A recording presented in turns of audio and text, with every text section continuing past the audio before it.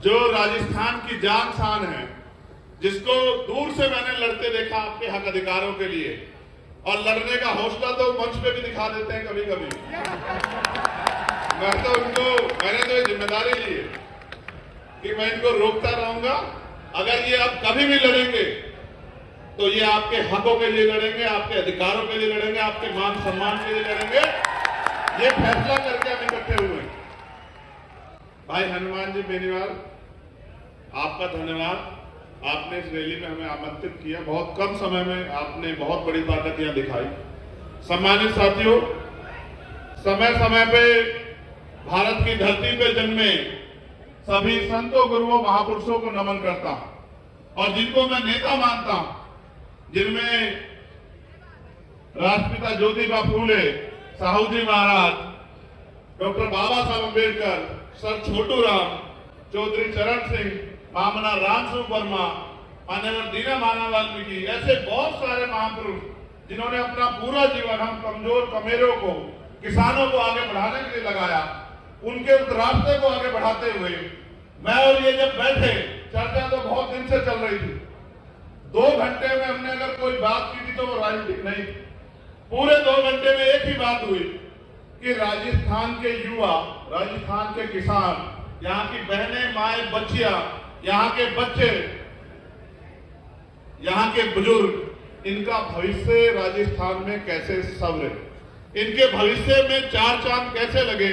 जो उम्मीदें लोकतंत्र में बनाई गई थी, वो राजनीतिक लोकतंत्र, सामाजिक लोकतंत्र में कैसे स्थापित हो। मेरे आज भी याद है, देश गुलाम था और डॉक्टर बाबा साहब अम्बेडकर और सर छोटू राम इस बात के लिए लड़ रहे थे कि जिनको हाशिए पर रखा गया व्यवस्था में, उनको कैसे तरक्की दी जाए। देश राजे रजवाड़ों के हाथ में था और देश में राजतंत्र था। राजा महाराजा जैसे चाहते थे वैसे देश की जनता प्रजा शासित होती थी। न हक न अधिकार। जो राजा ने कह दिया, राजा ने कहा दिन तो प्रजा ने कहा दिन, राजा ने कहा रात तो प्रजा ने मान लिया रात, और ये बहुत लंबे समय तक चलता रहा। फिर एक ऐसा समय आया कि देश में लोकतंत्र आया। देश में जब लोकतंत्र आया तो समस्या ये थी कि एक तरफ आर्थिक रूप से गैर बराबरी थी, एक तरफ बड़े बड़े महल और एक तरफ गरीबों की झोपड़ियां, दूसरी तरफ सामाजिक आधार पर गैर बराबरी थी, छुआछूत थी, ऊंच नीच थी। मैंने चौधरी कुंभाराम आर्य के आंदोलन को पढ़ा कि किस तरह से उन्होंने लोगों को जगाने के लिए कितना काम किया और किस तरह से आपका नेतृत्व किया समाज को अपने पैरों पर खड़ा करने के लिए। असल लड़ाई ये थी कि लोकतंत्र तो आया था, लेकिन पैसे वाले लोगों ने तय किया कि वोट इनके पास चला गया है। वोट को रोकने के लिए भी षड्यंत्र हुए।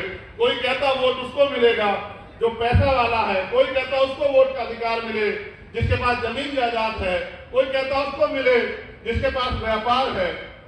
हमारे नेता लड़ रहे थे कि लोकतंत्र तब होगा जब अंतिम व्यक्ति को भी सरकार चुनने का अधिकार मिलेगा। ये राजतंत्र नहीं है कि राजा चंद लोग चुन के तय कर दें।